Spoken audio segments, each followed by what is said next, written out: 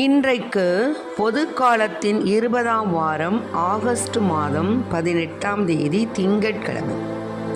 இன்று தேவன் நமக்கு தரும் ஜீவ நீரூற்றான இறைவார்த்தைகள் புனித மத்தேயு எழுதிய நற்செய்தி இயல் 19 இறைவார்த்தைகள் 16 22 முடிய. அக்காலத்தில் செல்வரான இளைஞர் ஒருவர் இயேசுவிடம் வந்து, போதகரே, நிலைவாழ்வை பெற்றுக்கொள்வதற்கு நான் என்ன நன்மை செய்ய வேண்டும் என்று கேட்டார். இயேசு அவரிடம், நன்மையை பற்றி என்னை ஏன் கேட்கிறீர்? நல்லவர் ஒருவரே, நீர் வாழ்வடைய விரும்பினால் கட்டளைகளை கடைபிடியும் என்றார். அவர் எவற்றை என்று கேட்டார்.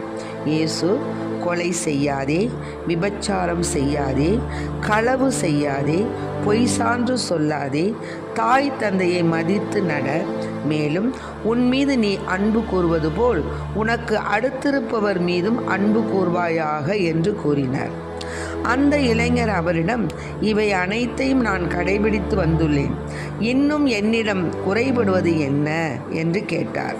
அதற்கு இயேசு, நிறைவுள்ளவராக விரும்பினால் நீர் போய் உம் உடைமைகளை விற்று ஏழைகளுக்கு கொடும், அப்பொழுது விண்ணகத்தில் நீ செல்வராயிருப்பீர், பின்பு வந்து என்னை பின்பற்றும் என்றார்.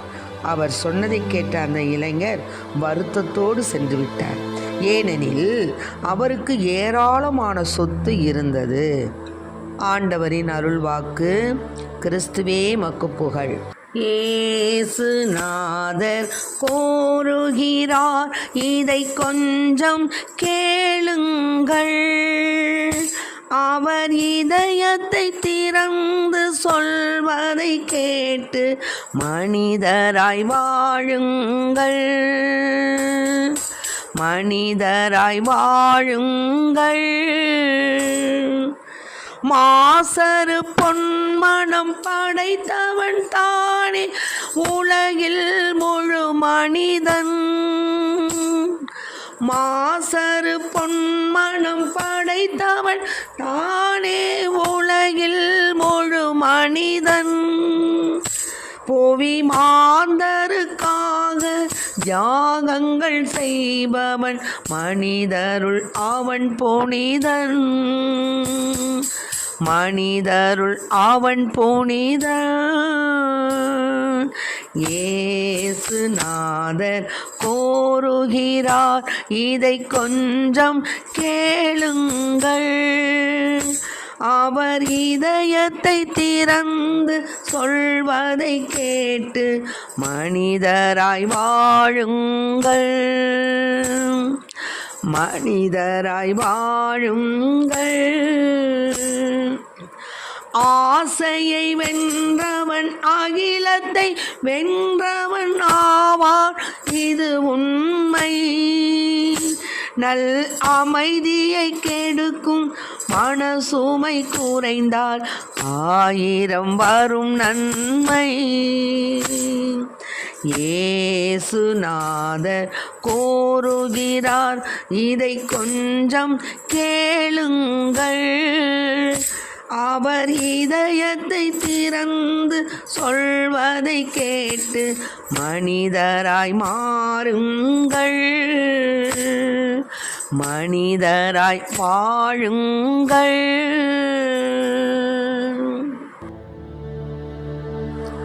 இன்றைக்கு நம் தேவன் தரும் ஜீவ நீரூற்றான இறை வார்த்தைகளை கேட்டோம். அதாவது, கேளுங்கள் அப்பொழுது உங்களுக்கு கொடுக்கப்படும் என்று சொன்ன சேசப்பா தான் கொடுங்கள் அப்பொழுது உங்களுக்கு கொடுக்கப்படும் அப்படின்னு சொல்லியிருக்கிறார். புனித மத்தேயு எழுதிய நற்செய்தி 7 அதில் 7வது வார்த்தை. அது மாதிரி புனித லூக்கா எழுதிய நற்செய்தி 6 38வது வார்த்தை. கொடுப்பதை விட பெறுவதில்தான் மனிதனுக்கு நாட்டம் அதிகம் என்பதால் தான் நம் ஆண்டவர் சொன்ன வாக்கு, பெற்றுக்கொள்வதை விட கொடுத்தலே பேருடைமை. திருப்பாடல் திருத்தூதர் பணிகள் உள்ள 20வது இயல்ல 35வது வார்த்தை. நம் ஆண்டவர் இயேசுவின் போதனையில் காணிக்கையை பற்றிய போதனையை விட பிறருக்கு கொடுக்கணும், ஏழைகளுக்கு உதவணும் அப்படிங்கிறது தான் அதிகமாக இருக்குது. அதை பற்றி தான் அதிகமாக உரைத்திருக்கிறார். திருத்தூதர்களும் என்ன பண்ணாங்க, ஏழைகளுக்கு உதவும் எண்ணத்தை பற்றி தான், உதவும் புண்ணியத்தை பற்றி தான் அதிகமாக சொன்னாங்க, அதிகமாக வலியுறுத்தினாங்க. எல்லா பக்தி முயற்சிகளை விட சடங்குகள் சட்டத்திட்டங்களை எல்லாம் கடைபிடித்து விட்டாலும் விண்ணகம் செல்ல தகுதி, அதாவது கடவுளுடைய பிள்ளை என்று சொல்ல உரிமை பெற வழி செய்வது என்னன்னா ஏழைகளுக்கு இரக்கம் காண்பித்தல். ஆமென். ஆகவே நாம் எல்லா விதமான நற்கிரிகைகள் செய்தாலும் அந்த இளைஞன் கேட்குறான் பார்த்தீங்களா, நிலைவாழ்வை பெரும்பொருட்டு நான் என்னப்பா செய்யணும்னு கேட்குறான். அதுக்கு சேசப்பா என்ன சொல்கிறாரு, நீ கடைபிடித்து வாழணும் அப்படின்னு சொன்னால் கொலை செய்யாத, விபச்சாரம் செய்யாத, களவு செய்யாத, பொய் சான்று சொல்லாத, தாய் தந்தையரெல்லாம் மதித்து நட, உன் மீது நீ அன்பு கூறுவது போல் உன் அடுத்திருப்பவர் மீது அன்பு கூறுவாயாகன்னு சொல்கிறார். உடனே அவன் என்ன சொல்கிறான், நான் எல்லாமே கடைபிடிக்கிறேன் ஐயா, ஆண்டவரே நான் மறுபடியும் என்ன ஐயா செய்யணும், நான் எல்லாமே கடைபிடிக்கிறேன் ஐயா அப்படின்னார். வச்சாரு ஒரு ஆப்பு அவனுக்கு. அவனுக்கு மட்டுமல்ல நமக்கும் தான். என்ன சொல்கிறாருன்னா, நீ போய் உன்னுடைய உடைமைகளாம் விற்று ஏழைகளுக்கு கொடு, அப்போ தான் விண்ணகத்தில் நீ செல்வராக இருப்பாய் அப்படின்னு சொன்னார். அதுக்கப்புறம் என்னை பின்பற்றி செல் வா அப்படின்னு கூப்பிட்டார். அவனுக்கு ரொம்ப வருத்தமாக போச்சு. ஏன்னா அவனிடத்துல நிறைய செல்வம் இருந்தது. அந்த செல்வத்தெல்லாம் விற்க சொல்கிறாரே சேசப்பா அப்படின்னு சொல்லி ரொம்ப கவலையாக போனான். அது மாதிரி தான் நாமளும் நம்மிடத்தில் உள்ள அருள் செல்வம், பொருள் செல்வம் எல்லாவற்றையும் அதுக்குன்னு ஏழை கைம்பெண் பார்த்திங்களா, அவளுக்கு இருந்த ஒரே ஒரு காசு தான், அதை தவிர அவள்கிட்ட வேறு ஒன்றும் கிடையாது. ஆனால் அதையும் என்ன பண்ணா, காணிக்கையில் கொடுத்தா. அந்த ஒரு காசை தான் ஏசப்பா அற்புதமாக ஆசையாக ஏற்றுக்கிட்டார். அந்த மகளுக்கு ஆசீர்வாதம், விண்ணகத்தில் அவளுக்கு நிலையான வாழ்வு உண்டு. அது மாதிரி தான் இங்கே நம்மால் இயன்ற ஏழைகளுக்கு உதவக்கூடிய அந்த செயல்பாடை நம்ம செய்யணும். அந்த பணக்கார இளைஞன் தன் செல்வத்தை விற்று ஏழைகளுக்கு கொடுக்க வேண்டும் என்ற கட்டாயம் வரும்போது பின்வாங்குகிறான். இறைவன் வகுத்து கொடுத்த கட்டளைகளில் எல்லாவற்றையும் நமக்கு வசதியானது மட்டும் தேர்ந்தெடுத்து நம்ம செய்கிறது தியாகம் கிடையாது. அது நற்செயல்கள் தான்.